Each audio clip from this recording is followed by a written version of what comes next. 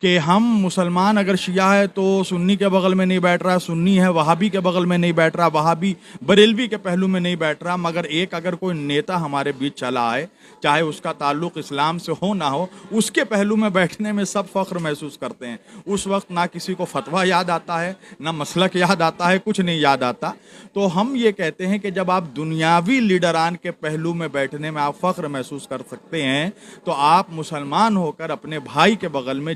جسے قرآن نے بھی آپ کا بھائی کہا ہے، حدیث نے بھی آپ کا بھائی کہا ہے، یہ الگ بات ہے کہ اس کا آپ سے کچھ نظریاتی اختلاف ہے، وہ ہوتا ہے، مگر آپ ایک گھر میں ایک کے پہلو میں کیوں نہیں بیٹھ سکتے؟ جس طرح ایک گھر میں 7 بھائی ہوتے ہیں تو ساتوں کے کام کاج نظریات الگ الگ ہوتے ہیں، مگر وہ ساتوں ایک چھت کے نیچے محبت سے اس لیے رہتے ہیں کہ ان کا باپ ایک ہوتا ہے۔ اسی طرح ہم مسلمان الگ الگ فرقوں میں ضرور بٹے ہیں، مگر ان اختلافاتوں کے باوجود ہم ایک پلیٹ فارم پر رہ سکتے ہیں، اس لیے کہ ہمارے نبی ایک ہے، خدا ایک ہے، قرآن ایک ہے، رسول ایک ہے۔ جس طرح آخر میں کہہ رہا ہوں، علامہ اقبال نے کہا کہ منفعید ایک ہے، اس قوم کی نقصان بھی ایک، حرم پاک بھی، اللہ بھی، قرآن بھی ایک ہی سب کا نبی، دین بھی، ایمان بھی ایک، اور کیا بڑی بات تھی ہوتے جو مسلمان بھی ایک۔ وآخر دعوانا ان الحمدللہ رب العالمین۔